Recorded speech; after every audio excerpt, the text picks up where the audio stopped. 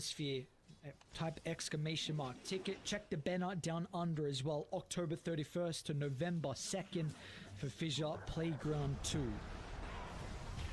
Oh, up top, lots of action here on the Medusa. T2 tower though, and they're actually gonna have the damage to be able to get the kill. But what is the cost though? 1 life currently, and a potential second. They're gonna try and chase this guy down deep inside their own jungle and planet. Unfortunately, not having a stun to cancel. Meanwhile, WS went the other direction, wanting to catch up to Dahak.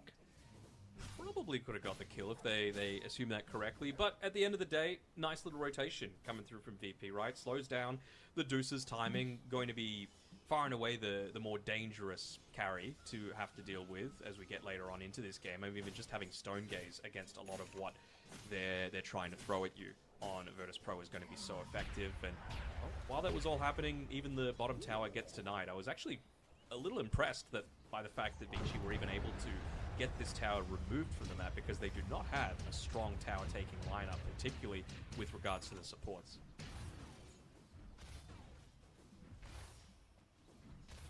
How do we feel overall with the current status of this game for Vici? Because you're mentioning a lot about VP's ability to run over this game just with the heroes they have and play aggressive.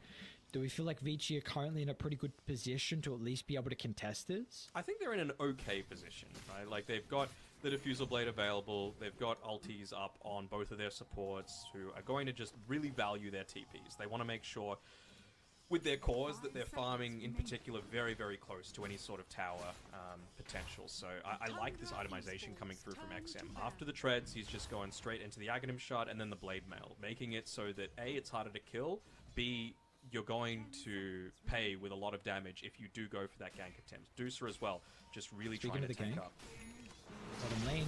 They're going to try and move over towards Tomato. They'll have the break coming through from Plender. They won't need many of their ultimates afterwards. They'll do their best to counter initiate, but the Primal Beast doesn't really have any backing. Fly is now going to finally be here. The sustain is enough to get him over the high ground, but WS will quickly dispatch of him and now look for an extra. This is a lot of gold for Vici Gaming. Yes, indeed. And it's exactly what they needed to do, right? I mentioned just having those ultis on the supports is such a big deal. Completely changes the outcome of the game. And, well, they used the Hand of God, I believe, even, to be able to save him there. But it's just not enough. They're going all out on the offensive, with Drums of Endurance being the first item picked up by Fly instead of the mech. Maybe it would have been able to save him if it was the other way around, but I think just the pure damage coming out there with the TP coming in from XM. Plus, I suppose the early Spirit Vessel dissuades you a little bit away from that. BP, they need to get some fights going there.